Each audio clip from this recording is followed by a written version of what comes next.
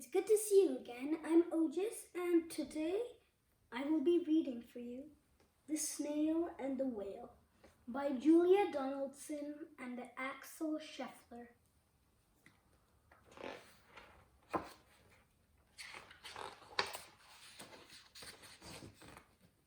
This is the tale of a tiny snail and a great big gray-blue humpback whale.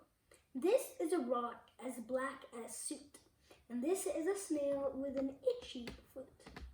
The sea snail slithered all over the rock and gazed at the sea and the ships in the dock. And as she gazed, she sniffed and sighed. The sea is deep and the world is wide. How I long to sail, said the tiny snail.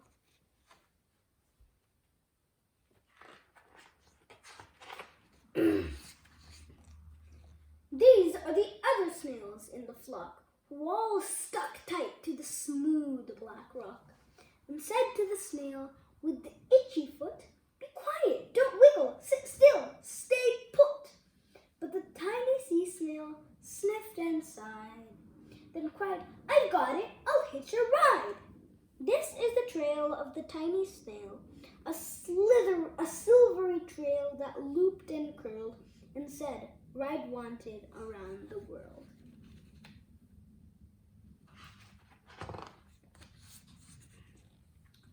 This is the whale who came one night.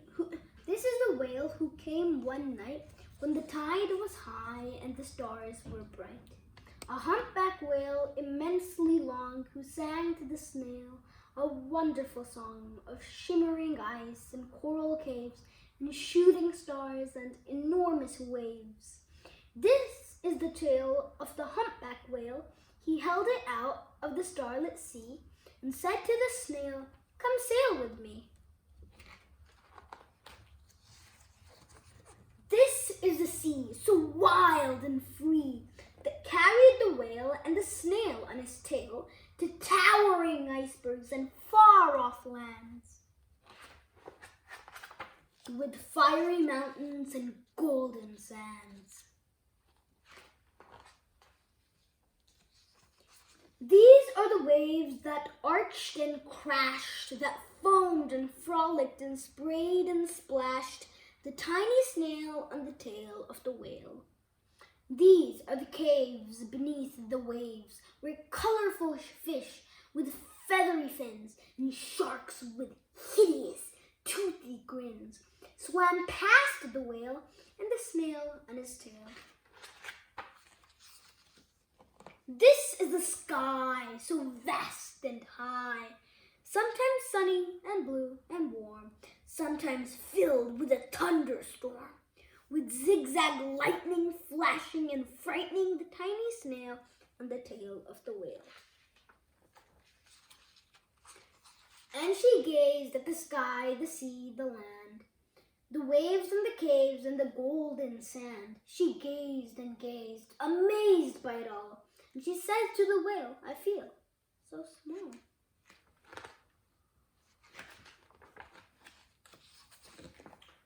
But then came the day the whale lost his way. These are the speedboats running a race, zigging and zooming all over the place, upsetting the whale with their ear-splitting roar, making him swim too close to the shore. This is the tide slipping away. And this is the whale lying beached in a bay. "Quick, off the sand, back to the sea," cried the snail. "I can't move on land, I'm too big," moaned the whale. The snail felt helpless and terribly small. Then, "I've got it," she cried, and started to crawl. "I must not fail," said the tiny snail. This is the bell on the school in the bay, ringing the children in from their play. This is the teacher holding her chalk, telling the class, "Sit straight, don't talk." This is the board as black as soot. And this is a snail with the itchy foot. "A snail! A snail!" The teacher turns pale. "Look," say the children, "it's leaving a trail." This is the trail of the tiny snail, a silvery trail saying, "Save the whale."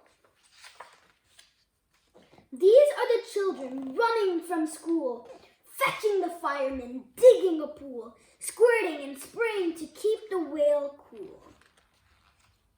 This is the tide coming into the bay, and these are the villagers shouting, "Hooray!" as the whale and the snail traveled safely away. Back to the dock and the flock on the rock, who said, "How time's flown, and haven't you grown?" And the whale and the snail told their wonderful tale of shimmering ice and coral caves, and shooting stars and enormous waves, and of how the snail, so small and frail, with her looping, curling, silvery trail, saved the life of the humpback whale. Then the humpback whale held out his tail, and on crawled snail after snail after snail. And they sang to the sea as they all set sail on the tail of the gray-blue humpback whale. The end. So I hope you enjoyed the book. And bye.